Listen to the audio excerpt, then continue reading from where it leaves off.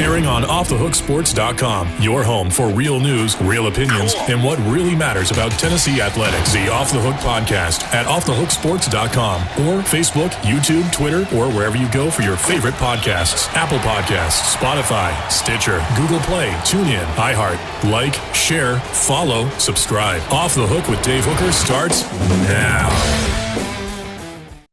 Here we go. We're off and rolling, and we have a monstrous show today. Greg Biggins will join us from 24/7. He's their national recruiting analyst, and he also is as close to Nico Amaliaba. I practiced with him, and he will give us a breakdown of how much recruiting Nico is doing in front of this huge, monstrous recruiting weekend. So Greg Biggins is as tied in with Nico as anybody out there. So I want to remind you, follow us on YouTube. You can subscribe there for free sneak peeks. Always turn your notifications on because we've got 4 or 5 pieces of content coming down a day. I don't care if you're on Spotify, Apple, whatever. Please turn your notifications on, and we're here every day. So looking forward to that. We'll be streaming soon and got some big time plans coming up we're excited about. So good morning, Amanda. How are you? Good morning. I'm doing well. How are you? I'm well. Ethan, how are you? I'm good. I'm a little tiny bit under the weather, but I'm ready to go. Yeah, my son has COVID, so we're I don't think it's that. I think we're safe there. But gosh, can you imagine if we could catch COVID via streaming and Zoom calls and talk? That would be terrifying. Bad Everybody news. in the world would have it. Yeah, let's go to. Let's go to some news of the day before we get to the list of official visitors that Tennessee is expecting this weekend. It's brought to you by our friends at Craft Treats. Go to crafttreats.com. Full spectrum CBD treat, so it contains minor cannabinoids that release the benefits of CBD. Perfect for your pet that might have car ride anxiety, or that could also have storm anxiety like my pet. So Amanda has checked it out. It definitely works. I saw her dog nice and relaxed, which is what we're looking for. And it's great for older dogs with maybe arthritis. So let's get to a couple of things before we get to the big list of recruiting. Also, we have the NBA draft tonight. So let's start with some important dates on Tennessee's schedule, Ethan, that came out and we had up in terms of homecoming and all that good stuff. So what can you tell us about the upcoming dates on Tennessee's football schedule? Yeah, so Tennessee homecoming is going to be against a non-Power 5 opponent this year. That was such a terrible idea last year for Tennessee to play Georgia. It was, I believe, the first time since 2013 that Tennessee had played a Power 5 opponent in their homecoming game, and they lost both of them. They lost to Auburn in 2013. This season, it's against UT Martin. That's going to be on October 22nd. That'll be homecoming. Much easier opponent, obviously, against an in-state kind of flagship school.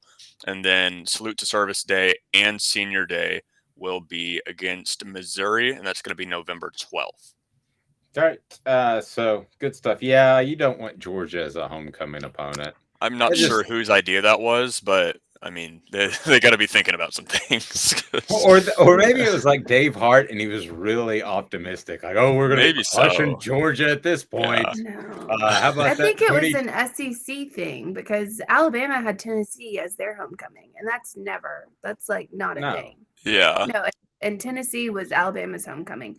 So maybe it was just the SEC scheduling thing. Maybe they set the homecoming and then they mixed up the dates. I don't know, because that didn't happen. I've never seen that happen. I could be wrong, but I think there was a lot of away games at the end of the season last season, and that's usually when they try and do homecoming. So maybe that had something to do with it. I have no idea. You got to be able to find something else, in my opinion. How about this? So that it's an SEC game, every team gets a surefire win because they play Vanderbilt every year. That's their homecoming. I think that would be a great idea. So rude. Vanderbilt, Missouri. I mean, so Amanda immediately with the devilish grin throwing shade at Vanderbilt. Hey, they're smart. They're going to make more money than us. This is all we got. So, and then the Live Tour if we talk a little bit of golf before we get to that visit list, just imagine if the NBA or the NFL was just going to go away, because that is what may happen with the PGA Tour. I mean, literally, think about it. This Live Tour, this Live Golf Invitational Series is backed by Saudi Arabia. A lot of the people that are funding this have been involved in all kinds of human rights issues. I'm not a fan of it whatsoever. But then you have the PGA. The latest development is the PGA commissioner comes out of the news conference before the Travelers and essentially said that if this is an arms race, and this is a quote, and if the only weapons here are dollar bills, the PGA Tour can't compete. That's just basically Amanda saying that, hey, kids, if they keep throwing this kind of money around, we're out. So then I don't think that. I don't think that's what they're saying. I think that's what the commissioner's saying. I mean, they could be they literally, okay, let's say they don't go away, but could they turn into the minor leagues of golf? No, I think what they're doing is basically calling out the golfers that are leaving. And they're saying, okay, well, they're not doing it for the love of the game. Obviously, they're doing it for money. And so if all this is going to be about is money, then we're not going to make it. And I think it's giving the public a little bit better understanding of which golfers are out there for the money and which golfers are out there because they love the game. You have people like Rory McIlroy, and you have Tiger Woods, and you have Justin Thomas standing up and saying this is wrong. I do not agree with this. I don't, I'm not going to go to the LIV or Live Tour or whatever it is. I'm not going to do that because I think it's wrong, and they're taking a moral stance on it. And then you have other golfers like DeChambeau and Koepka, and Phil was the first one to go over there. John Rahm. I mean, there's other golfers from other countries, but at the end of the day, what the PGA I think is doing is pointing out like, hey, these guys are taking shady money, and if we have to do that, if that's what it comes down to, like all the golfers are going for the money, then we're not going to make it. If the love of the game is secondary, then we're not going to make it. Well, yeah, I mean, but you look at the majors that would still remain as the big United States in-state events, and the Masters is on its own. I mean, they're not really associated with the PGA. The U.S. Open is on its own. So you have the PGA Championship, and then you have, which is in my opinion, the least of the four majors, and then you have the British Open. I just don't know.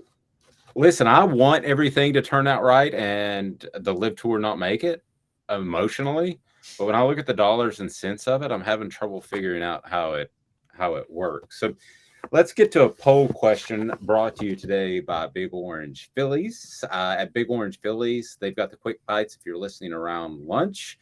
They've got quality food fast. You can grab something cold from the fridge or order hot food from the counter.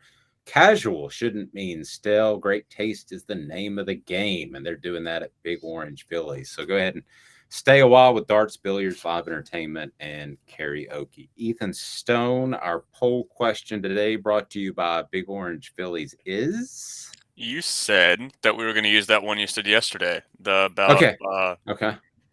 Was it Pat Summit? I can't remember. I'm going to be 100% honest. I said. Oh yeah. So yeah. What are fair expectations for Kelly Harper? Yeah. Let's say one championship. Let's say multiple championships, and then let's say Pat Summit like. Okay. So Pat Summit, the reason I'm using like instead of what she won 7 titles. 7 titles. The reason I'm using like, I want to say 8 for some reason, but the reason I want to use like is because that if you're in the 5 or 6 range, that's like. That's you're in that sort of ballpark from a championship perspective. So let's go with that. Let's start with Amanda. Kelly Harper will win a championship, multiple championships. Let's just go 3 or more to make it simple, or 3 or more, Ethan. So should I do the question as how many championships will Kelly Harper win, or what do you expect from Kelly Harper? Ooh, I like what do you expect? 1, 2, 3 or more. Okay. Love it. Love it. Amanda, what should Tennessee fans expect from Kelly Harper? 1, 2, 3 or more. I think they should be happy with 1. And the game's changed so much. I think that you can't expect a coach, especially in, basketball, period, college basketball. But women's college basketball, you can't expect a coach just to be dominant anymore. It just doesn't happen. It's changed. The game's changed. Well, there are more teams going into the NCAA tournament that can win. We talked about that yesterday than ever before in the women's side. I'm going to go 2 because of the facilities and all the support that the Lady Vols get. There's probably only 15, 20 schools that get that.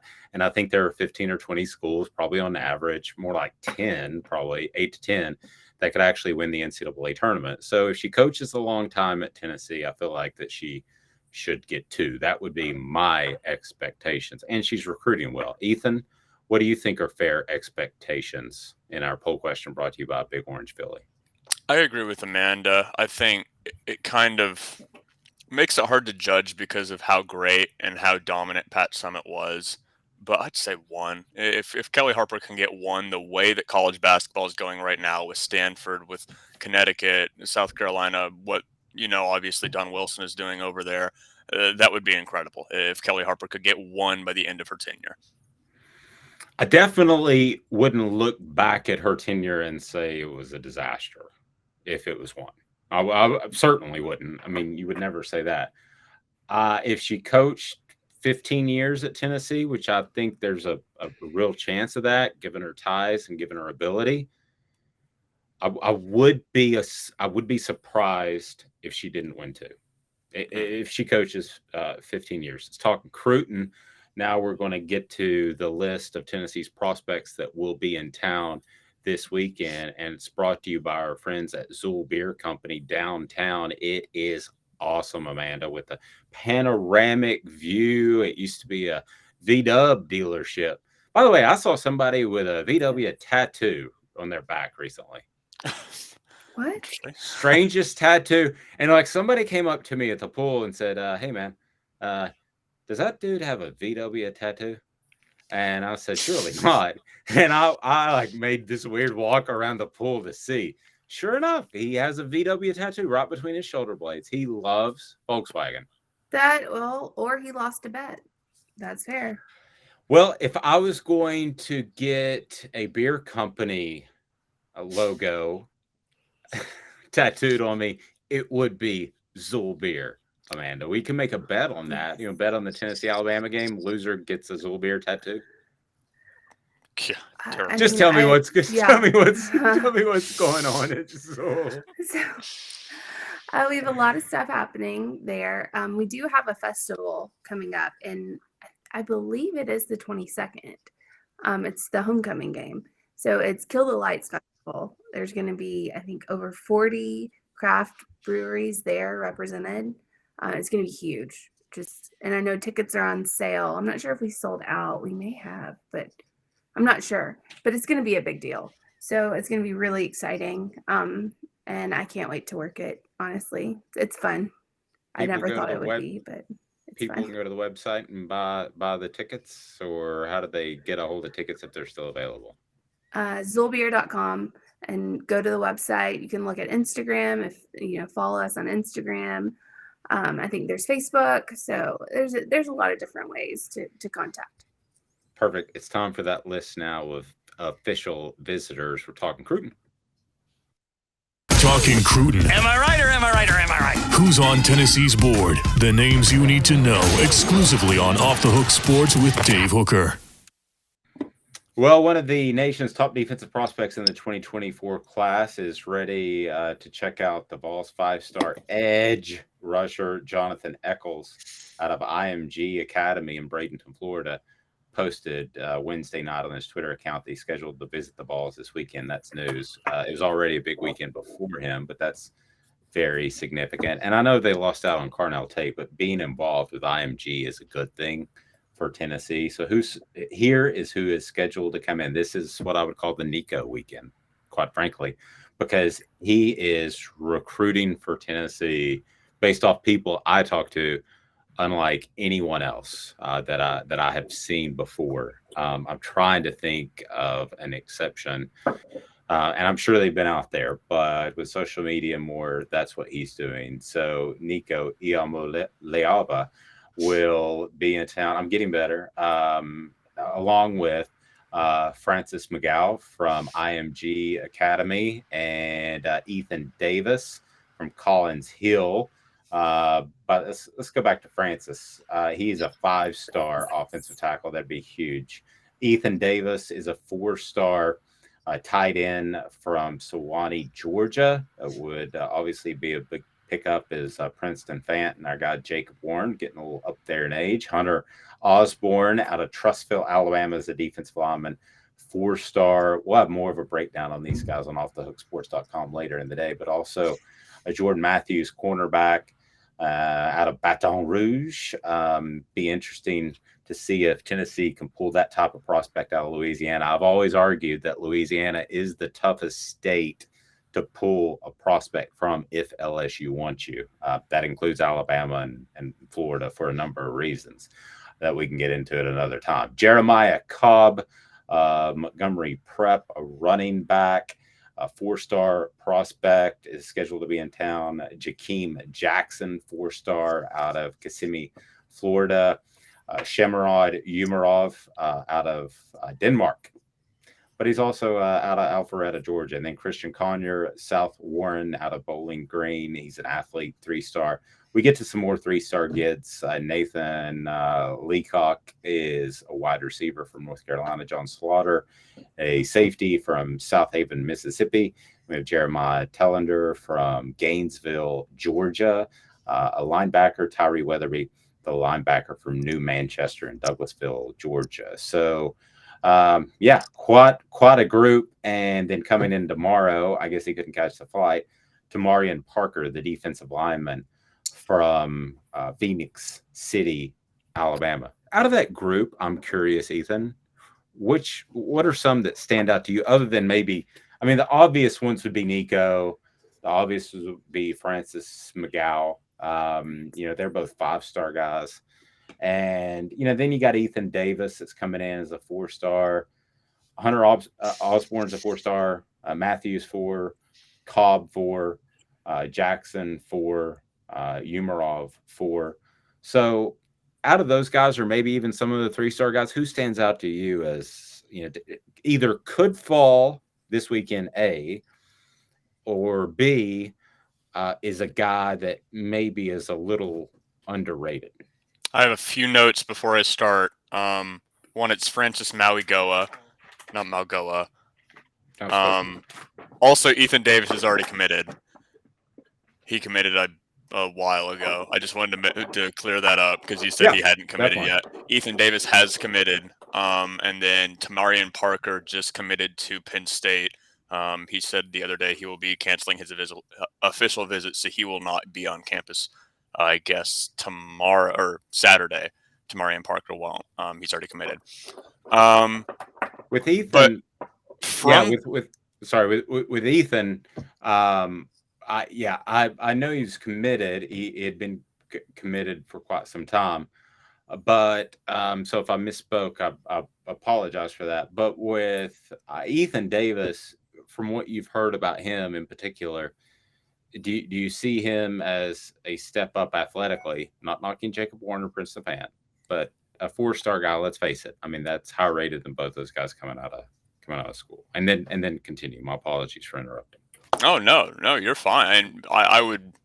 To answer your question, I would say absolutely he is. He's a force. I think we talked about it a little bit yesterday. He's a guy probably not going to be a Kyle Pitts at Florida, but something similar. He's an athletic, he's a force. A guy that's, 6'5", 221, really good hands. Speed is the thing that, to me, kind of jumps out at him from watching a little bit of highlights. Not that much, obviously. You told me who jumped out at me earlier, and I've said this for a while now. Jeremiah Cobb is the guy, simply because I think Tennessee needs that elite running back in this class. Obviously, getting Will Stallings from Bishop Gorman and Nevada a little bit ago, but he's more of a bruiser back. You need a guy speedy, dude like Alvin Kamara. You're not going to get an Alvin Kamara because he's one of one, but a guy like him, guy like Jalen Hurd, speed back that still has some power that can, get you the 7-6 yard carries on first down that Heupel loves to do on first down. But guys like that, guys like Hunter Osborne is an interest to me. 4-star guy, obviously Francis Mauigoa, the 5-star. Always good to have more people in the trenches, especially considering Mauigoa is one of the top offensive linemen, I believe, in the country. I think he's the number 1 offensive tackle in the country. I think number 3, if I'm not mistaken, number 3 player in the state of Florida. So a lot of top tier guys coming, and that's the reason Nico, Ethan Davis, all these guys that have already been not signed, but already committed to Tennessee are there. They're going to be right alongside Heupel and right alongside everybody else, other position coaches, trying to get them to come to Tennessee and just strengthen an already strong class. It's a good mix because you have 2 or 3 commitments in with the class. And Amanda, I know this might surprise a lot of people, but the upperclassmen who are supposed to be recruiting don't really do it that much. It's mostly left to the younger guys. I mean, and that's at every school across the board. I mean, Bryce Young is not showing a 17-year-old kid around campus. He's got other things to do. I mean, so it's good to have guys like Nico and Ethan that are already committed, because they're gonna handle the hard sell. The younger guys who are assigned to these players, I'm talking around sophomores, obviously not freshmen, but sophomores and juniors and some of those guys, they're going to be able to give the feel for Heupel. So Tennessee's spun together a pretty good recruiting pitch type of weekend here. You also want to remember that the players who are the juniors or the seniors, the upperclassmen, these kids aren't going to be able to relate to them as much because they won't be playing with them. The people they'll be playing with are going to be your freshmen and your sophomores, and those are the people who are going to be excited about the future. The ones who are juniors and seniors, the older ones, they're planning for their next step, or either it's a career or it's the NFL, or what have you. They're planning for what's coming up. They're not really focused on the recruiting side of things. Well, but you have like Nico, who is so excited to be at UT. That's who I would want to put with, other recruits or people who are freshmen, sophomore. I'd put those because you'll be playing with those people. You won't be playing with your juniors and your seniors more than likely. No doubt. I totally agree with that. And, I think that Tennessee's players will be able to, with integrity, say that this is a good coaching staff and this is a coaching staff that cares about their players. I think that there were times that wasn't the case previously. So speaking of integrity, car shopping made easy. Viles Automotive. You can go to Viles Automotive. It's their mission to be the automotive home of drivers in the Knoxville area. A vast selection of used vehicles, exceptional car care, and customer service with a smile. Their local dealership keeps a great stock of used cars, trucks, and SUVs right there. They do financing and they do service work. So you can get your car serviced at Viles Automotive, whatever you need. Check them out. Viles Automotive on Callahan is phenomenal. They will take care of you. I know the way they're based and with integrity and honest, and you don't see that a lot of times nowadays. So definitely check out Viles Automotive. So guys, I did want to get to kind of a little bit of a sad note real quick. You talk about I think one of the more underrated broadcasters to me was Tony Saragusa. I loved what they did with him down on the sideline and being goofy and stuff. And he was on that Daryl Johnston group that had like the 4th best game, so it was a blowout. Well, Saragusa passes away at 55 years old, way too early. And I think that to some extent that was a little bit of a taste way, way, way above the curve of a broadcasting of the Manning cast and what we're going to see. You know, he knew that the games were going to be blowouts a lot of the times because they had the fourth best game, and he made it entertaining. And really at the end of the day, when we have all this information, including us, thrown at the consumer, Amanda, you know a lot of what the play-by-play guy is saying. Now, there are good analysts, but there are times like the Manning cast when it's good just to be entertained. Yeah, I think one of the best people on air right now, and I hated him as a quarterback. Hated him. What is he? Just completely, his name just completely flew out. Dallas Cowboys. Tony Romo. Here we go. Oh, Tony Romo. No, Tony Romo, one of the best broadcasters now, but I think he brings that like offensive mind and that the technical stuff, but he's also very entertaining. I like him a lot. I know that's completely off, but well, no, I like great. Tony Romo. I think he's good. I think John Madden broke it down the best. I mean, the goal is to be able to appeal to the 8-year-old kid who's watching a game, the 16-year-old kid who's watching a game, the 25-year-old man who's watching the game, and the 45-year-old man who's watching the game, or female, people. I think that is ultimately the goal. And he was able to do that. John Madden was. That's why he became a legend. Everybody learns a little something. Everybody's entertained. So coming up, we're going to visit with Greg Biggins. That'll be a lot of fun. Check out our friend Steve Ray at Midnight Oil. Midnight Oil will take care of all of your car service needs, a proud Michelin distributor. And don't forget, right next door is Owl's Nest Barbecue, the home for all your barbecue supplies. You'll hear more about them. We'll be back in 2 minutes with Greg Biggins. Stay tuned. This is Off the Hook Sports. To own the more that owns every job, then get to Vassy Lawn and Garden in Cleveland and get you a Toro. I'm David Vassy, here to talk to you about Toro. With a Toro Zero Turn, you'll get more out of every minute and you'll reach the finish line faster. At Vassy's, we like to say, no matter if you're mowing 3 acres a week or 11 lawns a day, homeowners and business owners alike find confidence in equipment they can trust from top to bottom. Vassy Lawn and Garden, Highway 60 North in Cleveland. Man alive, it's worth the drive.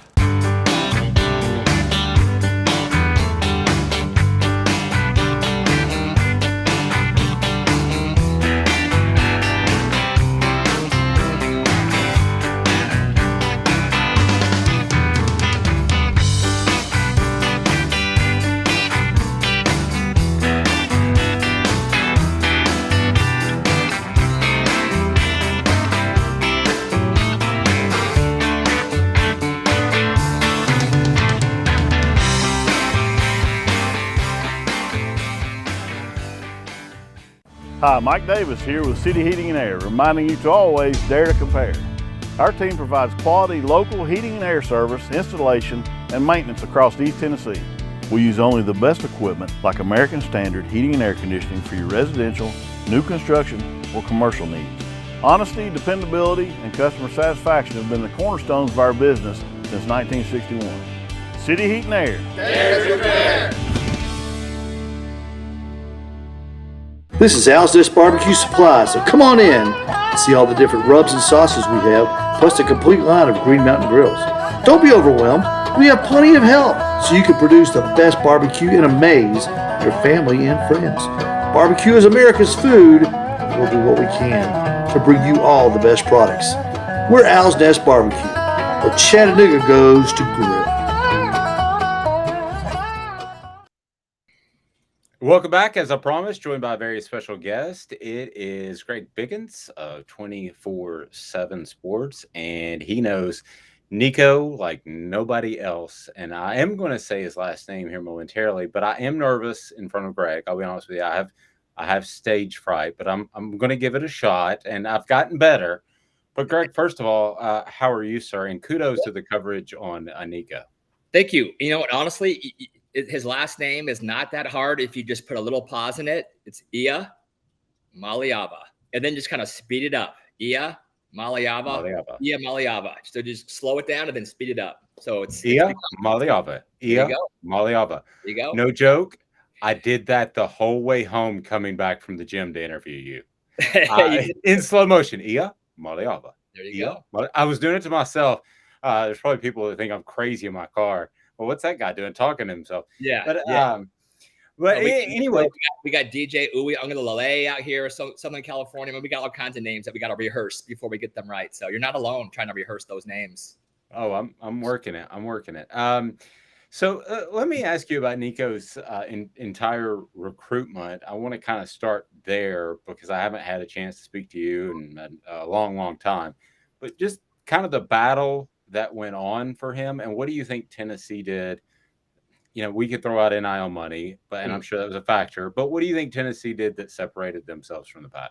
Yeah, honestly, I hate talking NIL. I think it does a disservice to the kid and the family. The reality is they love Tennessee, but if you can go back, kid was kind of born and raised in a USC family. That's kind of coming into high school. A lot of people in his family were USC guys, and so if there was a leader as an 8th grader, it probably would have been the local USC team.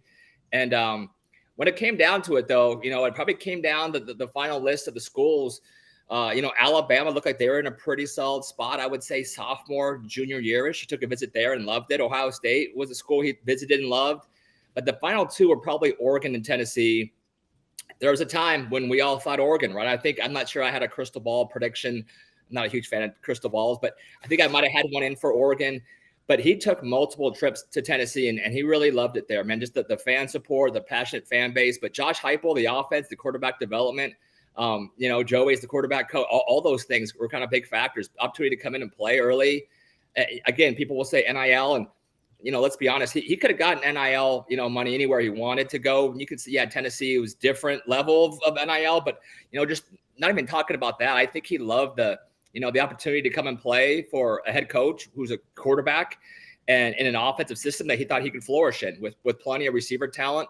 And so I think it was all those things. And again, I can't stress this enough, man, on his trips, the fan support, the basketball game, the chant his name. I mean, he kind of came away from that visit. His mom was in tears, and obviously, mom play a big role when it comes to recruiting, right? Obviously, dad played a huge role too, but mom being able to kind of see and be a part of that. I think all that perfect storm that really helped the Vols to land him eventually. Yeah, I'm curious too with this with Southern California. I know they hate being called Southern Cal, so I won't do that. But with the Trojans, I mean, everything's shiny, new, and pretty there with Lincoln Riley. Did they just never get a quick enough foothold, or kind of what happened there if he was born and raised a USC fan?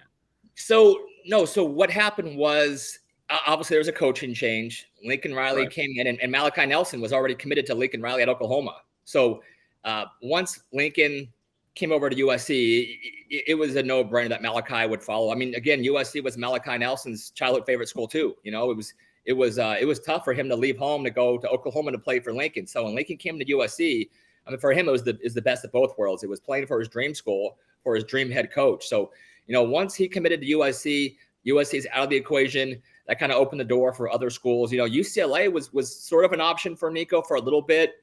But obviously when it came down to it, it's probably Oregon, Tennessee. Like I said, Alabama was in the mix a little bit for a while there. But it mostly came down to the Ducks and the Vols. Well, and when you talk about recruiting nowadays, I remember a guy named Brandon Stewart who started a lot of games. He came in the same class as a guy named Peyton Manning. So they weren't really aware of it. And that they were, well, I think Peyton was aware that he was coming, but they weren't aware of each other. And I think that in social media nowadays, man, that's just not going to fly. You're going to know who's headed to USC. Yeah. So the Trojan door was closed pretty much with the Lincoln Riley movement, and that was it. Did they make any attempt? No. I mean, I think nowadays, it's rare to see back-to-back elite quarterbacks, in one class in the following class. So it's even more rare to see two in the same class. It's funny, USC kind of got raked over the coals when both Bryce Young and DJ Uiagalelei both left home, saying, hey, why didn't they recruit DJ? Well, because they had Bryce committed. Well, why didn't they still recruit DJ? Because elite quarterbacks don't go to a school with the assumption of there's another elite guy coming in the same class. So, I think when obviously Bryce flipped to Bama, DJ was already pretty far along with Clemson. So I think USC fans, once they got Malachi, I think they realized that, hey, this is our guy. We're not going to bring in another elite kid. And those two guys aren't going to want to play, on the same team and compete anyway. And the way it works, if you are a quarterback, you want to know that you're that school, that head coach, that OC. You want to know that you're their guy, right? If you have even a little inkling that you like someone else better than you, you're going to go somewhere else, because quarterback is such a unique position. Well, you got to really trust that head coach that, okay, when I come in, like it's going to be, my opportunity. I'm going to be the first guy to get the opportunities. Nowadays, you really even see guys want a redshirt. They want to come in and play right now. I know, Nico wants to come into Tennessee. He's feel like he's going to be ready to go play as a true freshman. So he'll be an early grad, and whether that's, true or not, right or wrong, I think that's the feeling for a lot of quarterbacks. So long-winded way of saying USC was never going to be able to prioritize two elite quarterbacks. Malachi was their guy, and obviously Nico ended up at a place he was very happy with. As far as Nico and how he's wired, I want to get your take on this. And I'm not knocking your area of the country. I'd love to live in San Diego one day. However, there is an intensity, I think you would agree, that comes with SEC football. Mm-hmm. So why is Nico equipped upstairs to handle that? And then we'll talk about his physical traits, but why is he equipped upstairs to be able to handle that? Yeah, no. So I have no issue saying football is different in the South, right? Like in Southern California, all my years of traveling, we talked off air, back in my student sports, Nike camp days, I've been around for, that was my job for 15 years, just traveling. And they're just built a little different, wired a little differently in the South. The kids just a little more hungry, a little more edge in their game, a little more passionate. Fan bases, I think, bring out a little more toughness in the kids out there. So, hopefully I'm not going to get too, ripped by local people for me saying that. But I think the NFL draft shows that, best talent is in the South. Nico, I'll use the word, he is an absolute dog. He is a dog, has an alpha dog mentality. He is a tough kid. And the thing that I love about him is he wasn't one of those guys, quarterback is kind of a pretty boy position, but that wasn't him. He wasn't raised, with a quarterback coach out of the womb. He had to work and grind, and he was actually a volleyball player first. People in the South might say volleyball, that's not, a tough sport. But I mean, Nico's a high level athlete, a highly competitive kid. And when you watch him play, he's, like I said, he just competes at a different level. For me, that's why I love Arch Manning. I like Dante Moore, Malachi Nelson, but I think the guy with the highest ceiling is Nico, for that reason of every box that you can want in a quarterback. Forget physical, but he's a highly competitive kid. He loves to work. Great leader, great teammate, just a guy who you won't find someone who a little bit of a chip on his shoulder, right? Even though he's rated now by everybody as a top 10 guy. There was a time when he wasn't even a lot of people's top 10, top 100 player nationally, and I think that kind of drove him. So he's not a soft kid at all. He's a highly competitive kid, plays with toughness. Again, you watch him play. Pocket guy that can move around. When he's out there scrambling, man, he's not looking to slide or run out of bounds. I mean, he's looking to run somebody over, man. He's comes from a family of like 8 or 9 kids. And, typically, when you have a big family like that, it kind of breeds a little bit of toughness. And also, again, Polynesians just have a little bit of toughness to them as well, right? My whole family's from Hawaii, so I can speak on that. You come from a Polynesian family, you have a different level of work ethic, a little different level of toughness to you. And I think that's why I think he's going to go there. And I think he should be really successful. I will endorse that as well. My cousin lived in Hawaii, and he said there's nobody tougher.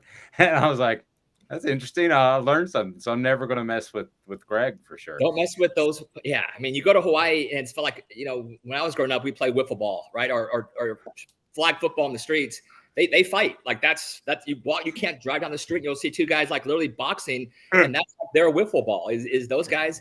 My favorite, UFC fighters, Max Holloway, and like those Hawaiians, they just, they have a little bit of a different edge to them. So I personally love it. I think it's cool. And like I said, Nico kind of has that edge to him as well. Yeah. Pretty cool. And it's not his job to start recruiting for Tennessee, but a lot of times quarterbacks highly rated will do that. Do you think he's active in that regard? Is that something that he wants to do? And if so, who are some of the names? Because you're already shaking your head. Yeah, no, I mean, every kid you talk to, I just talked to Francis Mauigoa a couple of days ago, and I say, hey, who's recruiting you the hardest? I mean, Nico is the guy that's recruiting him the hardest from Tennessee. Now he loves that responsibility. It was one of the reasons why he wanted to lock in his commitment so early. It wasn't just to lock his spot in. He said he wanted to start building that class. And so you talk to any Tennessee recruit, Ethan Davis, anyone, and they're going to tell you, yeah, they're in frequent talks with Nico. You can't find a more active recruiter. Like you said, it's got usually the quarterback is like the headliner, and he's kind of like your main guy in charge of trying to help build that class. And he takes that role, Nico, very seriously. And he's done a phenomenal job of being really active in that. We've seen Tennessee before go out there with the Casey Clausens of the world, and then up in Oregon with the Eric Ainges of the world. And I could even go Arizona with Arian Foster. We've seen Tennessee have great success in that state. How is Tennessee viewed, do you think, right now as they transition into hopefully for Tennessee more success? Yeah, no, Tennessee has a lot of buzz right now, I think. Obviously, a lot of it is from Nico. Casey Clausen, he's actually a buddy. I covered him. He was one of the first Elite 11 quarterbacks. He might have actually even been that first Elite 11 class going way, way, way back. And so, but these kids come up now, they don't know who Casey Clausen is, right? Unless he's a head coach out here and they know him from that. But I don't know if people would say, oh, yeah, Casey Clausen, Tennessee. But they do know Peyton Manning, right? That's a very recognizable name out here or anywhere else. So I think the Tennessee brand is big. And I think the SEC brand is big. And I think people out here, there's always been the belief in parts of the country are more geared towards staying close to home. You see kids in Texas, they want to stay close to home, right? Kids in the South want to stay in the South. Kids out West have no issue leaving. Clemson's coming out here. Ohio State, Notre Dame has always recruited out here really well. I mentioned the Texas schools. Oklahoma was getting guys. Florida State's got guys. So kids out here in Southern California, they will leave because they see, again, it pains me to say, but Pac-12 football, a little bit down right now, right? You watch the NFL draft and it's filled with guys in the SEC. You watch the college football playoff. You don't see a whole lot of Pac-12 teams right now in the college football playoff, but what you do see is a lot of SEC programs, NFL draft. Again, you see it. So I think kids feel like that big stage right now is SEC football. And yeah, Tennessee might not be up there with, an Alabama, Big Ten, you have Ohio State, but I think it's still a very recognizable brand. And again, I think with Nico, I think it's become, I don't want to over exaggerate and say it's a destination location, but I think people are definitely intrigued by what Tennessee has to offer. And they're definitely going to listen right now when Tennessee calls. It's great stuff. Lastly, so Case. So does he have a nickname in California like he had in Knoxville? Nico? No. Casey Clausen. Sorry, Case. Oh. I call him Case. Yeah. I didn't know we're off Casey. What was it? What was his Tennessee nickname? Well, let's just say he should get royalties off the new Top Gun movie. Everybody from Tennessee called him Iceman because he had the spiked hair. Okay, and he was Iceman. No, he's no longer Iceman. He now is, he's Mr. Clean. Him and his brother Ricky, both coach at Alamany. Ricky's the OC, Casey's the head coach. Yeah. So he will probably laugh out loud if I call him Iceman. I don't think he's been that for a long time. So no, people just know him as Casey Clausen now. I promise if you go up to him and call him Iceman, he will be stunned because he's like, nobody except for Tennessee fans call me that. I'm going to text him as soon as we're done. I'm going to text him and say, hey, what's up, Iceman? How we doing over there? See what he says. Awesome. That's awesome. Talk to me, guys. All right, Greg, great stuff. How do we follow your work? Because it's awesome. Yeah, no, I'm easy. Just at Greg Biggins on Twitter. That's where we tag most of our stuff and post it, obviously, besides 247sports.com. And I'm not much of an Instagrammer, so it's mostly Twitter is where you're going to find my stuff. Yeah, and there's the ticky-tacky that I'm trying to get used to. But I'm not a TikToker either, so. He's Greg Biggins. I'm Dave Hooker. We'll talk to you on Friday. This is a presentation of Off the Hook